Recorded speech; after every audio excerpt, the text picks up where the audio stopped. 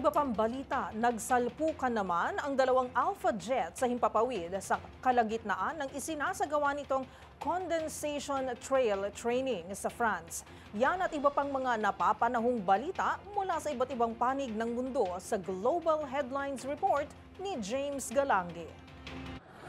Aksidenteng nagsalpukan sa himpapawid ng dalawang French Alpha jets malapit sa isang airbase sa kanlurang bahagi ng Saint-Dizier, northeastern France.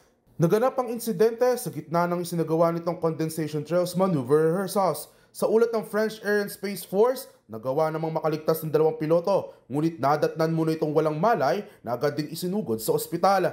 Ginagamit ng France ang light Alpha twin-engine aircraft upang sanayin ng mga pilotong Ukrainian matapos salakayin ng Russia ang kanilang bansa.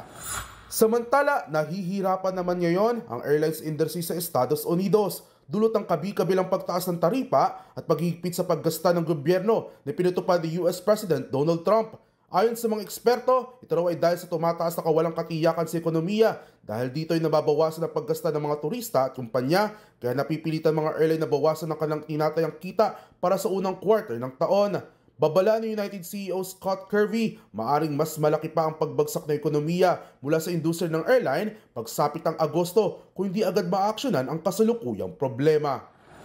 Sa iba pang balita, 6 na Russians naman ang napaulat na nasawi sa lumubog na submarine sa bahagi ng Egyptian Red Sea malapit sa Hurghada, habang nailigtas naman ng mga otoridad ang 39 na iba pang sakay nito. Kasalukuyang isinasagawa ang investigasyon ukol sa naging dahilan ng paglubog ng submarine. Kinumpirma rin ng mga otoridad sa Egypt na wala nang naiulat na nawawalang pasahero o miyembro ng crew. Ang naturang submarine ay isang tourist attraction para makita ang mga kahangahangang coral at buhay dagat sa Red Sea at kayang lumubog hanggang 25 metro ang lalim. At yan naman nakalap nating balita mula sa iba't ibang panig ng mundo. Para sa MBC TV Network News, ito si James Galangi ng DZRH TV, una sa Pilipinas, una sa Pilipino.